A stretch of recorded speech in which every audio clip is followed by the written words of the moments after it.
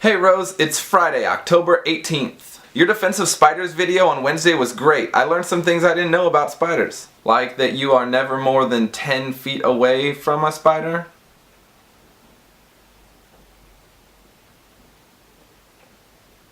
So for our final video of Defense Week, I've decided to defend bikers. No, not bikers, that's not right. Bicyclers? Bicyclists? Cyclists. I'm going to defend cyclists. Whew, language is not exactly one of my strong points. So when I was a kid, you had to have a bike. It was the coolest way to get around. You could be on your own, free from your parents, and be able to leave the small walking distance radius from your house. My friends and I used to bike all over the Kansas City metro area. I just remember feeling the most freedom from that. But when you grow up and join the adult world, everyone's opinions on cyclists seems to change.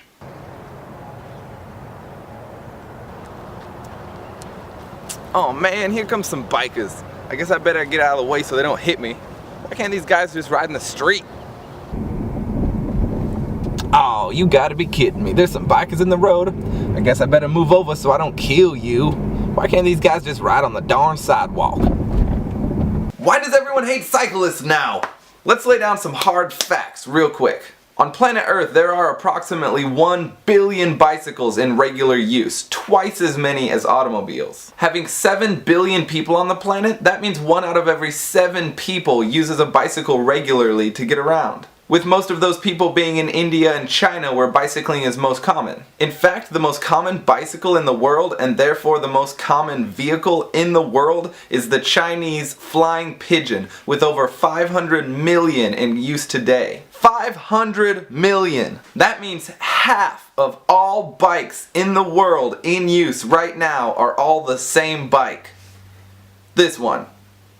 And not only that, but in many places around the world, biking is becoming more and more popular, even in developed nations. Take a look at this map showing the change in bicycle usage in London from 2001 to 2008. The red dots show where bicycle riding has become less common, and the blue dots show where riding has become more common, with the main growth inside the city area. This tells me that with increasing population and rising gas prices, more and more people are finding it convenient to ride bikes instead of driving. So if bicycling isn't something that's looked down upon in developing nations like India and China, and it isn't looked down upon in developed places like London, is it maybe just Americans who hate cyclists?